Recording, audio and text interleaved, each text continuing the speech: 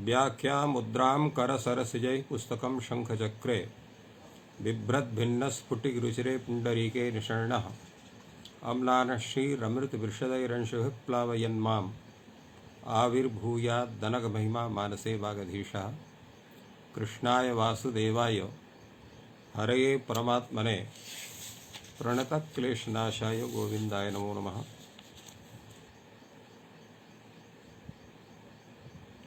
एतस्मिन् संस्कृतशौर्यम् इति पटले सम्बद्धाः समेऽपि विद्वांसः सर्वे जिज्ञासवः छात्राः सहृदयाः सज्जनाः अथ च एतस्य संस्कृतशौर्यम् इति पटलस्य संस्थापकः डॉक्टर राजकुमारः समेषां स्वागतं वर्तते एतस्मिन् महाभाष्य व्याख्याने। मध्ये तत्र अवकाशः दीर्घः सञ्जातः।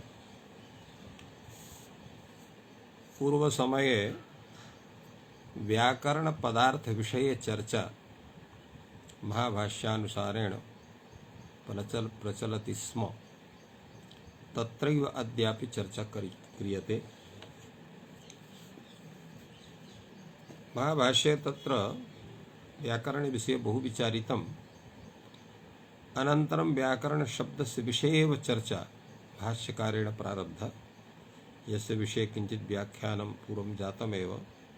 अथ व्याकरणम् इत्यस्य शब्दस्य कः पदार्थः? उत्तरं भवति सूत्रमिति। यतो हि व्याकरणविषये तत्र अनेके विचाराः प्रचलन्ति। सूत्रं व्याकरणं भवतु, सूत्रव्याख्यानं व्याकरणं भवतु, शब्दः व्याकरणं भवतु या अन्यत् किमपि व्याकरणं भवति इति अनेके परिवादाः प्रचलन्ति। तो तान् सर्वान् वादान् शमयितुं सिद्धान्तपक्षं च स्थापयितुम् अयं प्रयासः महाभाष्यकारस्य वर्तते। अतएव पूर्वं स्वकीयं मुख्यं सिद्धान्तं महाभाष्यकारेण स्थापितम्। अथ व्याकरणम् इत्यस्य शब्दस्य कः पदार्थः? सूत्रमिति।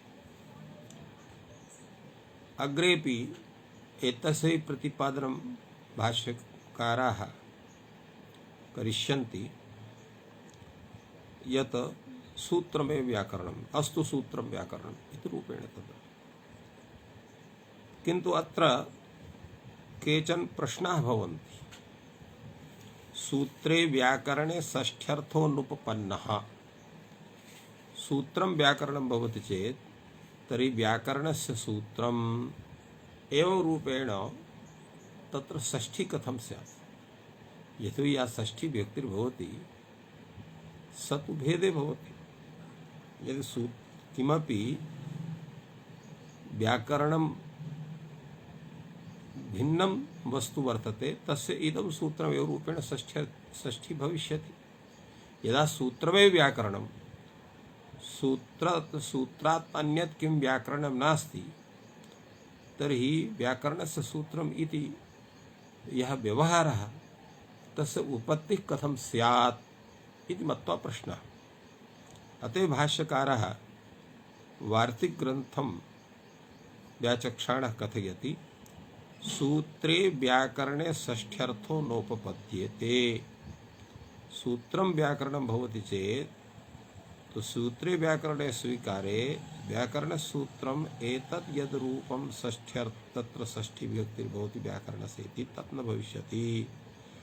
कथं? किं हि तत् अन्यत् सूत्रात् व्याकरणं यस्यादा सूत्रं स्यात्। अर्थात तत्र सूत्रात् किं भिन्नं व्याकरण वर्तते यस्य इदं सूत्रं भवितुमर्हति। तात्पर्यं किम्? कि व्याकरण शब्दादपि अष्टाध्यायी ग्रंथः गृह्यते, सूत्र पदेनापि अष्टाध्यायी ग्रंथः गृह्यते। तर्हि यदा द्वाभ्यामपि शब्दाभ्याम अष्टाध्यायः एव प्रतिपादनं भवति, तर्हि तस्य सूत्रम् इति तत्र विचारः कथं भवितुमर्हति। यतोहि यदा सामान्य विशेष पदवाच्यतया द्वयोः प्रयोगः भवति तदा न भवति तथा। हाँ, एवं कर्तुं शक्यते, यदा तु अष्टाध्यायी समुदायः व्याकरणं तस्य एकदेशः सूत्रं, तदा तु इत्थं प्रतिपादनं भवितुमर्हति व्याकरणस्य सूत्रमिति। किन्तु तत्र एकदेशः वर्तते सूत्ररूपः, भवतूनां तत्र सूत्रत्वमस्ति, किन्तु साक्षात् परम्परया वा तद् व्याकरणं नास्ति इति वक्तुं शक्यते। फलतः तत्रापि षष्ठ्यर्थस्य अनुपत्तिः भवत्येव। एवं किञ्चित् विचार्य अयं प्रश्नः भवति, तदा तस्य उपपादनं तत्र भिन्नरीत्या भगवान् भाष्यकारः कथयति। वार्तिकमाध्यमेन पूर्वं वार्तिकम् उपस्थाप्यते। शब्दाप्रतिपत्तिः, शब्दानां च अप्रतिपत्तिः प्राप्नोति, व्याकरणात् शब्दान् प्रतिपद्यामहे इति नहि सूत्रत एव शब्दान् प्रतिपद्यन्ते किं तर्हि व्याख्यानतश्च। तो सूत्रं व्याकरणम् इति स्वीकारे प्रथमा आपत्ति भवति षष्ठ्यर्थस्य अनुपपत्तिः, द्वितीया अनुपपत्तिः भवति शब्दाप्रतिपत्तिः। शब्दानां तत्र अप्रतिपत्तिः प्राप्नोति सूत्रं व्याकरणम् इति स्वीकारे। यतोहि अयं व्यवहारः सर्वत्र भवति, व्याकरणात् शब्दान् प्रतिपद्यामहे, अर्थात् शब्दानां यत् प्रतिपादनं तत् व्याकरणशास्त्रेण क्रियते, न हि सूत्रतेव शब्दान् प्रतिपद्यन्ते। केवलं सूत्रेणैव शब्दानां प्रतिपादनं भवितुमर्हति। कथं न भवितुमर्हति? अथवा केन शब्दानां प्रतिपत्तिर्भवति सूत्रेण न भवति चेत् व्याख्यानतश्च, अर्थात् सूत्राणां यद् व्याख्यानं तेन व्याख्यानेनैव शब्दानां प्रतिपत्तिः जायते, न केवलं सूत्रेण। इत्थं कश्चन शङ्कते, तत्रैव पुनः भवति ननु च तदेव सूत्रभिर्गृहीतं व्याख्यानं भवति। अर्थात् व्याख्यानं केवलं तत्र अतिरिक्तं वस्तु नास्ति, यत् सूत्रं वर्तते तस्यैव चेद् विग्रहः इत्यादिकं विधानेन व्याख्यानं क्रियते, तेन तत्र शब्दानां प्रतिपत्तिरपि भवितुमर्हति। तदा उच्यते एवं न केवलं चर्चा पदानि व्याख्यानानि वृद्धि आत ऐच इति। चर्चा पदानि इत्यस्य किं तात्पर्यं वर्तते? चर्चा पदानि अर्थात् चर्च्यमानानि विभज्यमानानि पदानि, अर्थात् तत्र यत् सूत्रं वर्तते सूत्रस्य पृथक् पृथक् पद विभाजनम् इति चर्च्यमानानि विभज्य पदानि इत्यस्य तात्पर्यं वर्तते। तस्यैव स्वरूपं भाष्यकारेण प्रदत्तं वृद्धि आत् ऐच इति। केवलम् एतत् स्वरूपं व्याख्यानस्य न भवति। तर्हि किं भवति व्याख्यानस्य स्वरूपम्? उदाहरणं प्रत्युदाहरणं वाक्याध्याहारः इत्येतत् समुदितं व्याख्यानं भवति। कस्यचित् सूत्रादेः यद् व्याख्यानं भवति तत्र किं किं क्रियते। पूर्वं सूत्रं, सूत्रार्थः, उदाहरणं, प्रत्युदाहरणं।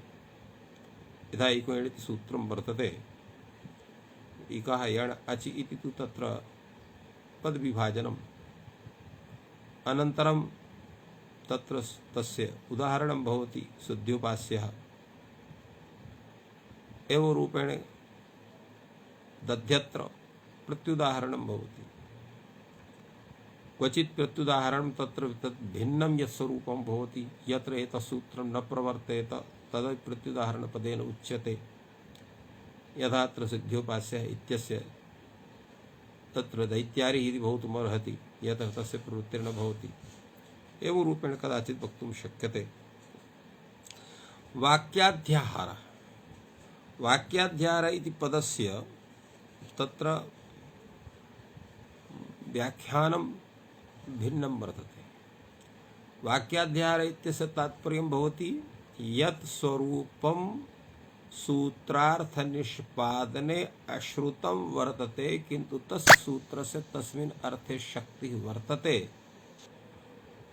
तो तद आवश्यक पदानां तत्र संयोजनम्, यस्य कृते अस्माभिः अनुवृत्ति इति कथ्यते।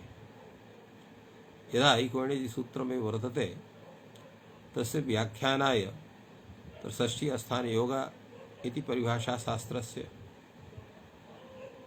एवमेव तस्मिन् निर्दिष्टे पूर्वस्य इति परिभाषा शास्त्रस्य, अथ च स्थानेन्तरतमा हि परिभाषा शास्त्रस्य तत्संयोजनं क्रियते। तेन एका स्थानीया स्यात् संहितायां विषये इत्यादि रूपेण तत्र तत् लक्ष्य संपादकं महावाक्यं संपद्यते इति वाक्याध्याहारस्य एकं तात्पर्यम् आगच्छति। अन्यत् तात्पर्यं भवति तत्र वाक्यस्य वार्तिकस्य अध्याहार तत्र संयोजनम्। एवं रूपेण तथा क्रियते। यथा नपदान्ताट्टोरनाम इति सूत्रं वर्तते। नपदान्ताट्टोर नाम इति सूत्रे अनाम इति पदेन कस्य ग्रहणं स्यात्। केवलं नाम इत्यस्य ग्रहणं क्रियते तर्हि अन्यस्य साधनं न भवितुमर्हति इति कृत्वा अनाम नवति नगरीणाम् इति वाच्यम् इति वार्तिकस्य तत्र संयोजनं क्रियते। एवं रूपेण वाक्याध्याहारः इत्यस्य व्याख्यानं क्रियते।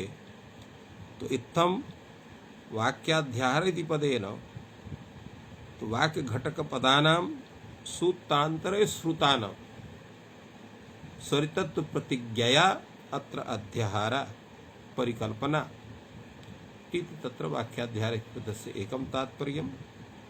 अन्यत् तत्र सूत्रेण तद्व्याख्यानेन वा यत् किमपि लक्ष्यं तस्य व्युत्पादनं न भवितुमर्हति चेत् तर्हि अन्यस्य वार्तिकादेः वाक्यस्य तत्र अध्याहार संग्रहणं सोऽपि वाक्याध्याहार इति कथ्यते। तो एवं रूपेण उदाहरणं प्रत्युदाहरणं वाक्याध्याहार एतत् संविदितं यद् व्याख्यानं भवति तदेव व्याख्यानं शब्दानां प्रतिपत्तुं प्रतिपादनं कर्तुमर्हति सूत्रमाध्यमेन। केवलं सूत्रं वा तस्य अथवा केवलं चर्चा पदानि रूपं यत् सूत्रस्य स्वरूपं तेन तद् व्याख्यानं कर्तुं न शक्यते। इत्थम् अयं विचारः भाष्यकारेण अत्र उपस्थापितः। एवं तर्हि शब्दः अर्थात शब्दः अपि व्याकरणं भवितुमर्हति। कथं शब्दः व्याकरणं भवितुमर्हति? एवं तर्हि शब्दः इति कथनस्य भाष्यकारस्य किं तात्पर्यं वर्तते? तदा उच्यते व्याकरण शब्दस्य या व्युत्पत्ति व्याक्रियन्ते व्युत्पाद्यन्ते शब्दः अनेन तद् व्याकरणम्। अत्र कर्णे ल्युट् प्रत्ययः तथैव व्याक्रियन्ते शब्दाः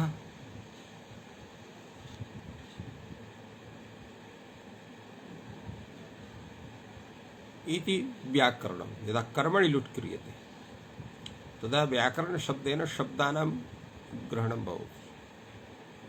तर्हि व्याकरणपदेन शब्दानां ग्रहणं कर्तुं शक्यते। व्याक्रियन्ते अनेन इति व्याख्यायां तत्र कर्णे लुट् प्रत्ययः, व्याक्रियन्ते ये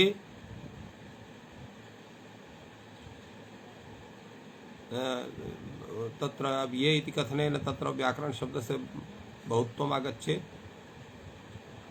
तो इत्थं वक्तुं शक्यते व्याक्रियते शब्दवस्तु तद् व्याकरणम् अर्थात् शब्दजातं यद् व्याक्रियते तत् शब्दजातं व्याकरणम् एवं रूपेण कर्मणि लुट् प्रत्यये व्याकरण शब्देन शब्दस्यापि ग्रहणं कर्तुं शक्यते। अतः शब्दः व्याकरणम् इति मत्वा प्रश्नः। तर्हि शब्दः व्याकरणम् इत्युक्ते तस्य सूत्रम् इति वक्तुं शक्यते। एवं षष्ठ्यर्थस्यापि उत्पत्ति कथञ्चित् भवितुमर्हेत् इति धिया तत्र इयमुक्तिः वर्तते। किन्तु एते शब्दाः ये व्याक्रियन्ते तेषां व्युत्पादनस्य साधनं किम्, केन तेषां व्युत्पत्तिर्भवितुमर्हेत् इति प्रश्नः तत्र असमाहित एव तिष्ठति। अतएव भाष्यकारः पुनः शङ्कते शब्दे ल्युडर्थः इति वार्तिकेन। यदि शब्दो व्याकरणं ल्युडर्थो नोपपद्यते, अत्र ल्युडर्थ इति कथनेन यद्यपि कर्मणि लुट् सति तत्र तादृशः ल्युडर्थः प्रतिपत्तुमर्हति, किन्तु साधनरूपः यः ल्युडर्थः तस्य ज्ञानं न भवितुमर्हति इति कृत्वा प्रश्नः शब्दे ल्युडर्थः। यदि शब्दो व्याकरणं ल्युडर्थो नोपपद्यते व्याक्रियन्ते शब्दाः अनेन इत्तद् व्याकरणं न शब्देन किञ्चित् व्याक्रियते केन तर्हि सूत्रेण। तात्पर्यं किम्? भवतु यया कयाचित् रीत्या व्युत्पत्तिः, किन्तु यया व्युत्पत्त्या अस्माकम् अभिमतस्य अर्थस्य सम्प्राप्तिः यावत् न भवति तावत् सोऽर्थः अस्माभिः न लभ्यते इति तु निश्चितं वर्तते। अतः यदि शब्दो व्याकरणम् इत्युच्यते तर्हि व्याक्रियन्ते व्युत्पाद्यन्ते शब्दा अनेन तद् व्याकरणम् इति यद् व्याकरण पदार्थस्य व्युत्पत्तिः यद् व्याकरण शब्दस्य कृते यद् स्वरूपं वर्तते सर्वमान्यं वर्तते तस्य स्वरूपस्य सम्प्राप्तिः न भवितुमर्हति शब्दे व्याकरणे। यतो हि शब्दानां प्रतिपादनं व्युत्पादनं शब्देन न भवति अपितु सूत्रेण भवति। एकः अपरः दोषः गच्छति। अपि च शब्दे व्याकरणे अपरोपि एकः दोषः भवेच तद्धिते इति। भवेच तद्धिते इत्यस्य तात्पर्यं किम्? भवेच तद्धिते नोपपद्यते, अर्थात् व्याकरणे भवः वैयाकरणः या व्याकरणे भवो योगः वैयाकरणः एवं रूपेण तत्र भवे अर्थे तद्धित प्रत्ययस्य विधानं न भवितुमर्हति। अतः भाष्यकारः भवे च तद्धितः इति वार्तिकस्य व्याख्यानं विदधाति। भवे च तद्धितो नोपपद्यते व्याकरणे भवो योगो वैयाकरणः न हि शब्दे भवो योगः क्व तर्हि सूत्रे।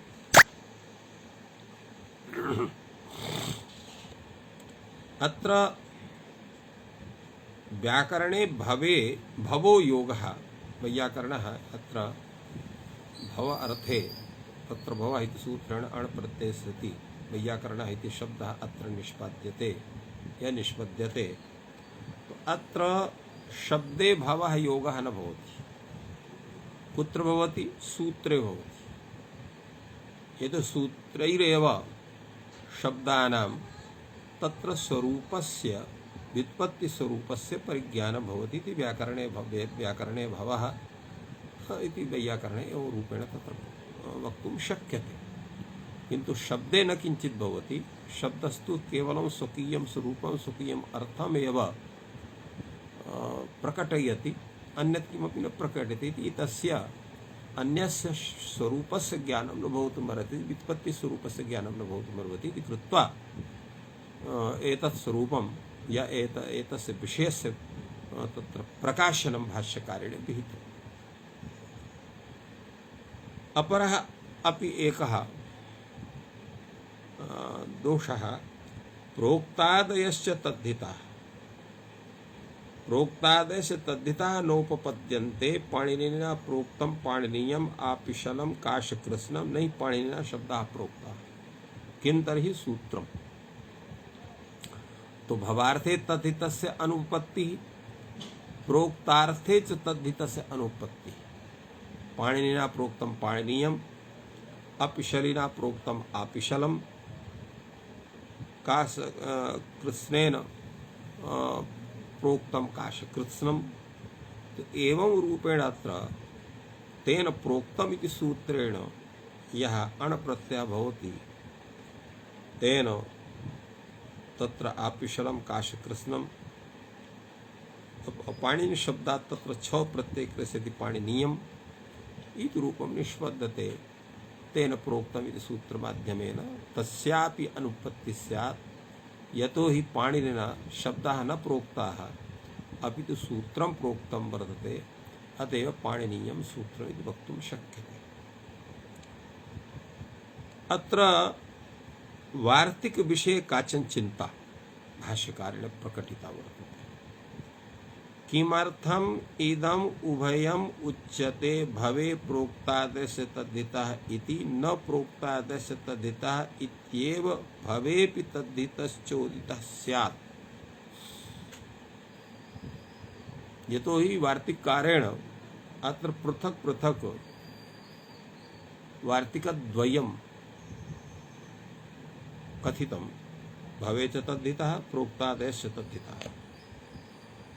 अत्र एवं कथम उक्तं वर्तते भवे प्रोक्तादस्य तद् एकमेव वार्तिकं स्यात्। तेन तद्धिता इति वारद्वय कथनस्य तत्र लाघवस्य पृथक वाक्य विधानापेक्षया एक वाक्य संयोजनेनापि लाघवः स्यात्। तर्हि किमर्थं भवे च तद्धितः प्रोक्तादयश्च तद्धिताः इति वाक्यद्वयं तद्धित संयुक्तं कथं प्रोक्तं वार्तिककारेण इति कश्चन प्रश्नः। एतस्य समाधानं भगवान् भाष्यकारः करोति। किमर्थम् इदम् उभयम् उच्यते भवे प्रोक्तादयश्च तद्धिता इति न प्रोक्तादयश्च तद्धिताः इत्येव भवेपि तद्धितश्चोदितः स्यात्। अर्थात भवे प्रोक्तादयश्च तद्धिता इति कथनस्य आवश्यकता नास्ति, केवलम् इत्थमेव कथयेत् प्रोक्तादयश्च तद्धिताः। तो प्रोक्तादयश्च इति कथनेन भावार्थोपि तत्र संगृहीतः स्यात् आदि पदेन। एकमेव वाक्यं स्यात् प्रोक्तादयश्च तद्धिताः इत्येव वाक्यं भवति। भवे प्रोक्तादयश्च इति भवे तद्धिताः भवे च तद्धितः प्रोक्तः स्थितिः इति वार्तिकद्वयं न भवति इति प्रश्नस्य आशयः। तत्रोच्यते पुरस्तात् इदम् आचार्येण दृष्टं भवे च तद्धितः इति तत् पठितम्। ततः उत्तरकालम् इदं दृष्टं प्रोक्तात् स्थितः इत्यतः पठितम्। न चेदानीम् आचार्याः सूत्राणि कृत्वा निवर्तयन्ति इति समाधानं भगवता भाष्यकारेण अत्र विहितम्। अर्थात् यदा ग्रन्थरचना भवति सर्वोऽपि विषयः बुद्धौ स्थाप्यते, अनन्तरं तदनुसारेण वाक्यसंरचना क्रियते। सापि अवस्था समाध्यवस्था भवति तस्य चिन्तकस्य। यदा कात्यायनः शब्दानां विषये व्याकरणविषये विचारणायां तत्र उक्तवान्, यतोहि यदा शब्दः व्याकरणं मन्यते तर्हि भवे च तद्धितः अर्थात् भवार्थे यः तद्धित प्रत्ययः स न भवितुमर्हेत्। यतोहि सर्वदा सर्वोऽपि विषयः बुद्धौ आगच्छेत् एव इत्यत्र तत्र आवश्यकं न भवति। कदाचित् आगच्छत्यपि कदाचित् नैव आगच्छति। अतएव भवे च तद्धितः इति वार्तिकसंरचनायां कात्यायनस्य बुद्धौ तत्र अयं विषयः न समागतः, अतएव प्रोक्ता तद्धितः पूर्वं नोक्तः। अनन्तरं सो विषयः समागतः, तदा सो विषयः तैः उपस्थापितः प्रोक्तादस्य तद्धितः। किन्तु सामान्यः जनाः किं कुर्वन्ति, यदा कश्चन विशिष्टः उपायः दृष्टः तर्हि तत्र पूर्वः चिन्तितः उपायः त्यज्यते तैः, किन्तु आचार्यः एव इत्थं न कुर्वन्ति। कथं न कुर्वन्ति, किं तात्पर्यं तेषां तस्य विषये? तत्र इत्थमस्ति यत् यस्मिन् समये यद् वाक्यं बुद्धौ प्रस्फुटितं तद् वाक्यं तत्र चिन्तितं स्थापितं च, अनन्तरं यद् वाक्यं चिन्तनेन समायातं तत्तत्कार्य संपादनाय तद् वाक्यं तत्र स्थापितम्। तेन दृष्टिद्वयी अत्र भवति। प्रथमा दृष्टि भवति यत् क्रमशः तत्र यतोहि यद्भवतु नाम भावार्थोऽपि तद्धितः प्रोक्तार्थोऽपि तद्धितः, तथापि पृथक् पृथक् परिज्ञानं भवतु स्पष्टरीत्या एतदर्थं वाक्यद्वयं तैः अङ्गीकृतम्। तत्र एकं समाधानं भवितुमर्हति। द्वितीयं समाधानम् अत्र भवति यतोहि व्याख्यान विषये तत्र लाघवं नैव स्वीक्रियते। चेत् सर्वत्र लाघवमेव स्यात् तर्हि सूत्राणां व्याख्यानं कथं भवितुमर्हेत्। वार्तिकग्रन्थोऽपि व्याख्यानग्रन्थः भाष्यग्रन्थवत्। तस्मात् हेतोः व्याख्यानमूलकत्वात् तस्य पृथक् पृथक् प्रतिपादनाय आवश्यकं भवति इति कृत्वा भवे च तद्धितः प्रोक्ताय स्थितः इति वार्तिकद्वयं तैः उपस्थापितम्। अतएव प्रदीपकारः तत्र प्रतिपादयति लक्षणप्रपञ्चाभ्यां मूलसूत्रवत् वार्तिकानाम् उपपत्त्या दोषाभावः। तत्र लक्षण प्रपंचम एकम लक्षणम वर्तते, अन्य प्रपंचम नाम व्याख्यान स्वरूप तस्य विस्तार रूपम वर्तते, प्रपंचो नाम विस्तार एवं तस्य समाधानं भवितुमर्हति। अत्र पुनः तत्र यः दोषः पूर्वं प्रतिपादितः तस्य विषये चिन्तनं भवति। अयं तावत् अदोषः यदुच्यते शब्दे ल्युडर्थः इति नावश्यं करणाधिकारिणो ल्युट् विधीयते, किन्तर्हि अन्येष्वपि कारकेषु कृत्य लुटो बहुलम् इत्यथा तद्यथा प्रस्कन्दनं प्रतपनम् इति एव रूपेण। अर्थात यह दोषः शब्दे ल्युडर्थश्चेत् तत्र ल्युडर्थो लोपपद्यते इति यत् चिन्तनं तत् उचितं नास्ति, यतोहि तत्र ल्युट् प्रत्ययः केवलं करणे अधिकरणे एव अर्थे न विधीयते, अर्थात करणाधिकरणयोरेव अर्थे अर्थयोः एव ल्युट् न विधीयते। अन्येष्वपि कारकेषु अर्थात कर्मणि अपि ल्युट् भवति, कृत्य ल्युटो बहुलम् इति सूत्रेण। यथा प्रस्कन्दनं प्रस्कन्द्यते इति प्रस्कन्दनं, प्रतप्यते इति प्रतपनम्, एवं रूपेणापि तत्र कर्मणि ल्युट् भवितुमर्हति, अत्रापि तथा भवितुमर्हति।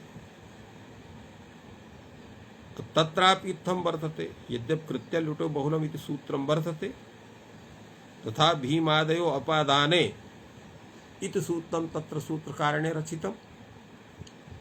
यदा कृत्य ल्युटो बहुलम् इति सूत्रेणैव तत्रापि ल्युट् प्रत्ययः स्यात् अपादाने अर्थेति, तर्हि भीमादयो अपादाने सूत्रस्य का आवश्यकता इति सूत्रं तस्य प्रपञ्चः भवति, विस्तारः भवति। एवं रूपेण अत्रापि भवेत् तद्धितः इति पृथक् प्रोक्तः तद्धितः तस्य विस्ताररूपेण कथितः भवति। अथवा शब्दैरपि शब्दाः व्याक्रियन्ते, शब्दैरपि शब्दानां तत्र व्युत्पादनं भवति। कथं? तद् यथा गौरित्युक्ते सर्वे सन्देहाः निवर्तन्ते नाशो न गर्धव इति। अर्थात् यदा गौः इति एकः साधु शब्दः प्रयुज्यते, तेन ज्ञायते अयं गौरेव अथवा इयं गौरेव, तत्र अयम् अश्वः गर्दभः वा नास्ति इति सर्वे सन्देहाः स्वयमेव निवर्तन्ते। एवं साधु शब्देन तत्र तद् व्यतिरिक्तानां यत् तत्र निवृत्तिर्या भवति, तेन ज्ञायते शब्दैरपि शब्दाः व्याक्रियन्ते इति। पुनः अत्र उच्यते अयं तर्हि दोषः भवे प्रोक्ता सद्धितः, अर्थात शब्दः व्याकरणम् इति स्वीकारे ल्युडर्थः दोषः नास्ति, केवलं दोषः कः भवति? भवेत् तद्धितः प्रोक्तः सद्धितः इति। अतः शब्दः व्याकरणं न भवितुमर्हति, सूत्रं व्याकरणं न भवितुमर्हति, यतोहि ल्युडर्थ तत्र सूत्रमिति सूत्रेण तत्र शब्दानां प्रतिपत्तिर्न भवति इति कृत्वा सूत्रं व्याकरणं नास्ति। शब्दः व्याकरणमिति स्वीकारे तत्र भवेत् तद्धितः प्रोक्तः तद्धितः इति यः दोषः उपस्थापितः सः तत्र दोषः तेन दोषेण शब्दः व्याकरणम् इति सिद्धान्तः तुष्टः वर्तते। तर्हि व्याकरण शब्देन कस्य ग्रहणम् इति प्रश्नः पुनः उपस्थितः भवति। एवं तर्हि उच्यते लक्ष्य लक्षणे व्याकरणम्, लक्ष्यं च लक्षणं च एतत् समुदितं व्याकरणं भवति। लक्ष्यं नाम उदाहरणं, लक्षणं नाम सूत्रं, तो सूत्रोदाहरणादि समन्वितं यत् तद् व्याकरणं कथ्यते इति एतस्य तात्पर्यं भवति। अतएव तदेव तात्पर्यं भाष्यकारः तत्र विशदयति। किं पुनः लक्ष्यं किं लक्षणं? शब्दो लक्ष्यः सूत्रं लक्षणम्। एवं लक्ष्य लक्षण पूर्वकं यत् तत् व्याकरणं वर्तते एवमपि अयं दोषः समुदाये व्याकरण शब्दः प्रवृत्तः अवयवे नोपपद्यते। यतोहि व्याकरण शब्देन यथा लक्ष्य लक्षण समुदितं यत् वर्तते तद् व्याकरणमित्युच्यते, तर्हि समुदायः व्याकरणं भवति। तस्य एकदेशः व्याकरणं न भवितुमर्हति। समुदाये व्याकरण शब्दः प्रवृत्तः अवयवे नोपपद्यते। अवयवे तस्य उत्पत्तिः ग्रहणं तत्र न भवितुमर्हति। कथं? सूत्राणि चापि अधीयानः इष्यते वैयाकरणः। यः केवलं सूत्राणि अधीतवान् सो वैयाकरणः उच्यते। स लक्ष्यादिकं किमपि न ज्ञातवान्, केवलम् अष्टाध्यायी ग्रन्थं सम्यक्तया कण्ठीकृतवान्, तर्हि सोऽपि वैयाकरणः कथ्यते। किन्तु सः वैयाकरणः न भवितुमर्हति अनया रीत्या, यतो केवलं सूत्रं पठितवान् न तु लक्ष्यादिकं सम्यक् अधीतवान्, तर्हि कथं सः वैयाकरणः स्यात् इति कश्चन प्रश्नः। तदा उच्यते नैष दोषः समुदायेषु हि शब्दाः प्रवृत्ताः अवयवेष्वपि प्रवर्तन्ते। अर्थात यस्य शब्दस्य समुदाये प्रयोगः भवति तस्य शब्दस्य अवयवेऽपि प्रयोगो दृश्यते। कथं? तद् यथा पूर्वे पाञ्चालाः उत्तरे पाञ्चालाः तैलं भुक्तं घृतं भुक्तं शुक्लः नीलः कृष्णः इति। तो पूर्वे पाञ्चाला इति कथनेन तस्यापि पूर्व पञ्चालस्य पाञ्चाल इति संज्ञा भवति। उत्तरे पाञ्चाल इति कहता उत्तरभूतस्य पञ्चाल एकभागस्य यः वर्तते तस्यापि कृते पञ्चालस्य भवति। केवलं तत्र अल्पमात्रमेव तैलं खादित्वा अहं तैलं भुक्तवान् अहं घृतं भुक्तवान् इति तत्र व्यवहारः भवति। किं यावत् जगति वर्तते तैलं घृतं वा तत्सर्वं कश्चन एक कालावच्छेदेन एकेन समयेन तत्र भोक्तुमर्हति न वा भोक्तुमर्हति। तो एकदेशम् आदाय एव तैलं भुक्तं घृतं भुक्तम् इति व्यवहारः भवति।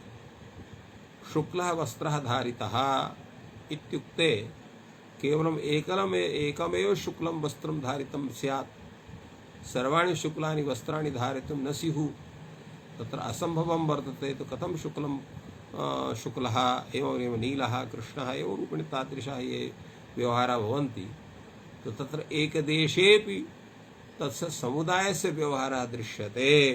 अतः सूत्रमधीत्यापि कश्चन तत्र वैयाकरणः वक्तुं भवितुमर्हति इति समाधानं भाष्यकारेण दत्तम्।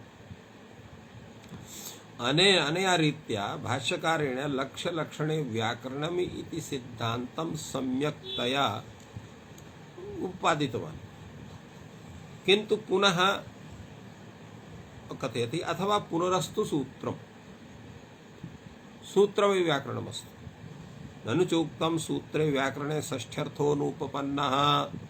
सूत्रं व्याकरणे षष्ठ्यर्थस्य उत्पत्तिर्न भवितुमर्हति। तदा उच्यते नैष दोषः व्यपदेशवद्भावेन भविष्यति। विशिष्टः अपदेशः व्यपदेशः मुख्यः व्यवहारः। व्यपदेशः अस्ति अस्य इति व्यपदेशी मुख्य व्यवहारवान्। व्यपदेशवता तुल्यम इति व्यपदेशवत्, अर्थात मुख्य व्यवहार तुल्य व्यवहारवान् इति व्यपदेशोद्भाव इति शब्द तस्य भावः। एवं रूपेण जो है यथा तत्र मुख्य व्यवहारवत् अमुख्येपि मुख्य व्यवहारः भवति। यद्यपि लक्ष्य लक्षणे व्याकरणम् इति स्वरूपम् आगच्छति, किन्तु यदा सूत्रं व्याकरणम् इति उच्यते तर्हि षष्ठ्यर्थस्य उत्पत्तिः कथं स्यात्? तर्हि तत्रापि अवयविभावस्य परिकल्पना क्रियते। यद्यपि सूत्रं ये व्याकरणं चेदुच्यते तर्हि तत्र अवयविभावस्य परिकल्पना कथं भवितुमर्हति? यः अवयवः स एव अवयवी। अवयविनः एकदेशः अवयवः भवति, किन्तु अत्र एकदेशः कश्चन नास्ति। तर्हि कथं तत्र अवयवविषये षष्ठ्यर्थस्य उत्पत्ति भवितुमर्हेत्? तदा उच्यते विविधेषोद्भावेन। यथा राहुः भवति, तो शिरो मात्रं राहु स्वरूपम्, तथापि राहुः शिरः इति व्यवहारः लोके भवति। एवमेव तत्र सूत्रं व्याकरणम्। सूत्रं व्याकरणम् इति साधनेऽपि तत्र व्याकरणस्य सूत्रमिति राहुः शिरःवत् इति व्यवहारः भवितुमर्हति। अर्थात वस्तुनि शब्दार्थ भेदात् भेद व्यवहार, शब्दात् एव रूपेण व्याकरण शब्देन तत्र शास्त्रस्य व्याकृत क्रियायां करणत्व रूपं स्वीक्रियते। सूत्रस्य तत्र सूत्र शब्देन तत्र समुदाय रूपता स्वीक्रियते। तो एवं विविधेषवद्भावेन तत्र भेदं स्वीकृत्य व्याकरणस्य सूत्रम् इति षष्ठ्यर्थस्यापि उपपत्तिः भवितुमर्हति। तो इत्थम् अत्र व्याकरण शब्देन सूत्रस्य ग्रहणं कर्तुं शक्यते इति प्रतिपादितं भाष्यकारेण। तो अत्र सिद्धान्तद्वयं तिष्ठति। प्रथमः सिद्धान्तः लक्ष्यलक्षणे व्याकरणम्, द्वितीयः सिद्धान्तः सूत्रं व्याकरणम्। प्रथमः सिद्धान्तः भगवतः कात्यायनस्य, द्वितीयः सिद्धान्तः भगवतः पतञ्जलेः। उभयत्रापि तथा व्यवहारः भवितुम् अर्हति, किन्तु भाष्यकारः स्वकीयं सिद्धान्तमेव पुनः सम्यक्तया उपस्थापयति। यदप्युच्यते शब्दाप्रतिपत्तिः इत्यर्थः। तथा सूत्रं व्याकरणम् इति स्वीकारे तर्हि सूत्रेण तत्र शब्दानां प्रतिपत्तिः तु न भवति। तो शब्दप्रतिपत्तिः कथं स्यात्? यदा शब्दानाम् अप्रतिपत्तिः स्यात् तर्हि व्याकरणत्वं कथम् आगच्छेत् इति प्रश्नः। यतोहि नहि सूत्रात् एव शब्दान् प्रतिपद्यन्ते, केवलं सूत्रादेव शब्दानां प्रतिपत्तिः न भवितुमर्हति। किं तर्हि व्याख्यानतः भवति। तस्यापि समाधानं कृतं वर्तते। परिहृतमेतत् तदेव सूत्रं गृहीतं व्याख्यानं भवति इति। किन्तु तस्यापि विषये चिन्तनं जातं, न अनुचोक्तं, न केवलानि चर्चापदानि व्याख्यानम् अवृद्धि आतैज किं तर्हि उदाहरणं प्रत्युदाहरणं वाक्याधार इति समुचितं व्याख्यानं भवति। एतत् सर्वं यत् प्रतिपादितम् एतस्य किं तात्पर्यं, तस्य किं समाधानं वर्तते इति प्रश्नः भवति। एतस्य समाधानं भाष्यकारः कथयति यत् अभिजानत एतदं भवति। अभिजानतः नाम ये अज्ञानिनः सन्ति तेषां कृते अयं व्यवहारः जायते। व्याख्यान विधि उदाहरणं प्रत्युदाहरणम् इत्यादि यत् यश्च सर्वं जानाति तस्य विषये सर्वसूत्र तात्पर्यं सम्यक् स्वतः एव जानाति। स जानाति यत् सर्वं वर्तते तत् सूत्रमेव वर्तते, अन्यत् किमपि सूत्रात् भिन्नं किमपि नास्ति। अभिजानता एतदेव सूत्रत एव हि शब्दान् प्रतिपद्यन्ते। यतो हि शब्दानां प्रतिपादनं सूत्रादेव भवति सर्वत्र। अब आतः सूत्रत एव यो हि उत सूत्रं कथेत् नादौ गृह्येत। यतो हि सूत्रत एव सर्वेषां शब्दानां प्रतिपादनं जायते। सूत्रानुसारेण वयं वाक्यानां प्रयोगं कुर्मः। यत्र कुत्रापि सूत्र सिद्धांत विरुद्धम अस्माकं प्रयोगः भवति तद वाक्यं तत्तस्माकम् उच्चारणं सर्वम् अशुद्धं मन्यते विज्ञैः। अतएव आतः सूत्रत एव यो हि उत सूत्रं कथयेत्। उत्सूत्रं वा सूत्रात् भिन्नं सूत्र सिद्धांत विरहितं यत्किमपि कथयेत्, वाक्यं कथयेत्, उच्चारयेत्, नादो गृह्येत अर्थात तद वाक्यम तत्कथनम अशुद्धम व्याकरण विरुद्धम भवति तन्न गृह्यते न स्वीक्रियते। एवं रीत्या तत्र निश्चितं भवति यत् व्याकरण शब्देन सूत्रस्यैव ग्रहणं करणीयम्। अतः उक्तमपि वर्तते सूत्रेष्वेव तत्सर्वं यद् वृत्तौ यच्च वार्तिके, अर्थात वार्तिके यद् विचारः वर्तते तदपि सूत्रेषु वर्तते, वृत्तौ यद् विचारः वर्तते तदपि तत्र सूत्रे वर्तते, भाष्येऽपि यः विचारः समागतः सोऽपि सूत्रे वर्तते। अतः सूत्रात् भिन्नं किमपि स्वरूपं नास्ति। यदा शरीरं न स्यात् तर्हि अलङ्करणं कस्य भवेत्? सति शरीरे अलङ्करणं, शरीराभावे अलङ्करणाभावः।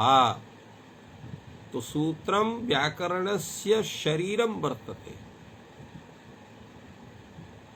व्याख्यानं यद्वर्तते, वार्तिकं यद्वर्तते, वृत्तिर्यद्वर्तते तत्सर्वं तस्य अलङ्करणं वर्तते। अतः अलङ्करणमपि तत्र शरीरानुसारेण भवति। किम् अलङ्करणं, कस्मिन् शरीरे शोभावर्धकं भवति इति सर्वं विचार्यैव तादृशमलङ्करणं शरीरस्य भवति। एवमेव ततः सूत्राणां कीदृशं व्याख्यानं, कीदृशं वार्तिकविचारः, कीदृशः तत्र वृत्तिस्वरूपस्थापनं कर्तुं शक्यते येन सूत्रस्य सम्पूर्णं तात्पर्यं प्राप्नुयात्। एवमेव तत्र तादृशः विचारः भवति। यद्यपि लक्ष्यलक्षणे व्याकरणम् इत्यपि स्वरूपं वर्तते, यतो हि यदा लक्ष्यलक्षणं व्याकरणम् इत्यस्वरूपम् अस्माभिः स्वीक्रियते तर्हि सूत्रस्य व्याख्यानं तया रीत्या लक्ष्यानुसारेण तत्र कर्तुं शक्यते, तत्र सारल्यं भवति। सूत्रं व्याकरणम् इत्युक्ते लक्ष्यस्यापि परिकल्पना कर्तुं तत्र आवश्यकी भवति, अथ च तत्र वाक्यानां विचारस्य परिकल्पना भवति इति सर्वस्य परिकल्पना तत्र आवश्यकी भवति। अतः सिद्धान्तद्वयम् अत्र भाष्यकारेण स्थापितं, किन्तु मुख्यतः भाष्यकारं मतेन व्याकरणं यद्वर्तते सूत्रमे व्याकरणम् इत्येव सिद्धान्तः। तो इत्थम् अत्र एतस्मिन् प्रकरणे व्याकरण पदार्थ विचारावसरे तत्र सूत्रं व्याकरणं, शब्दः व्याकरणं, लक्ष्यलक्षणे व्याकरणम्, एवं तत्र पक्षत्रयं समागतम्। एतेषु पक्षेषु तत्र लक्ष्यलक्षणे व्याकरणम् इति पक्षः भगवता कात्यायनेन स्वीकृतः वर्तते। सूत्रं व्याकरणम् इति पक्षः भगवता पतञ्जलिना स्वीकृतः वर्तते। पक्षद्वयमपि शोभनं, किन्तु तत्र महाभाष्यकारद्वारा स्वीकृतः यः पक्षः सूत्रं व्याकरणं सः तत्र लाघवतया तत्र स्वीकर्तुं शक्यते। तो एवं रूपेण अत्र विचारः व्याकरण पदार्थविषये सञ्जातः। अधुना तत्र वर्णानां विषये, यतो हि अधुना यावत्